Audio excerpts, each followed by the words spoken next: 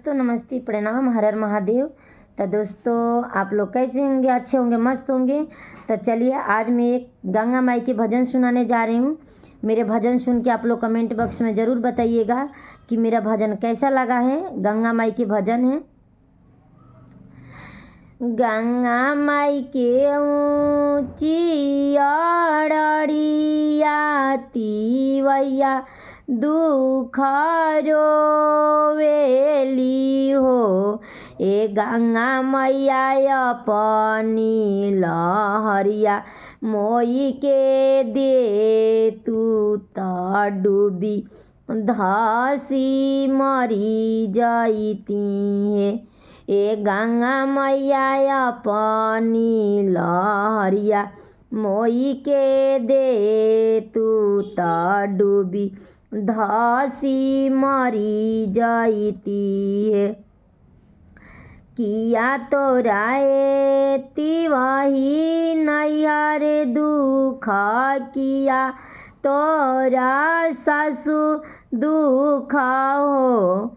ए तिवही किया तोरा पिया वा विदेश नयन नीर ढाड़ेलू हो। ए तिवही किया तोरा पिया वा विदेश नयन लोर ढाड़ेलू हो।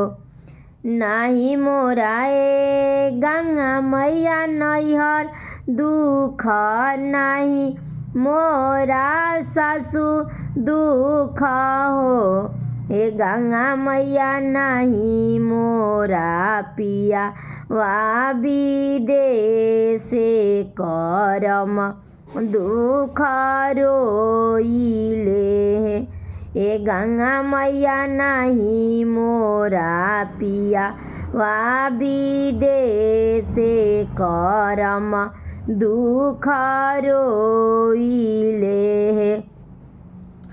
सतवे गर्भ गंगा मैया र सतवे गर्भ गंगा मैया ले लिहलु अठवे अवतार रहले हो। ए गंगा मैया से हो ना बाड़े भरोसा यही दुख रोइले।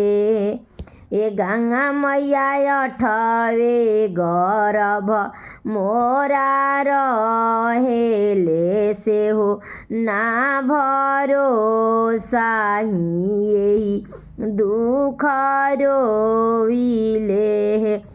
चुप हो खाए तिवही चुप हो खा नैना लोरा पोछाऊ हो।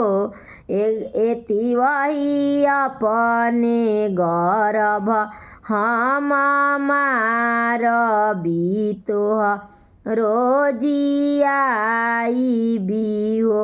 ए तिवही अपने गर्भ हम मार बीतोह रोजियाई भी हो।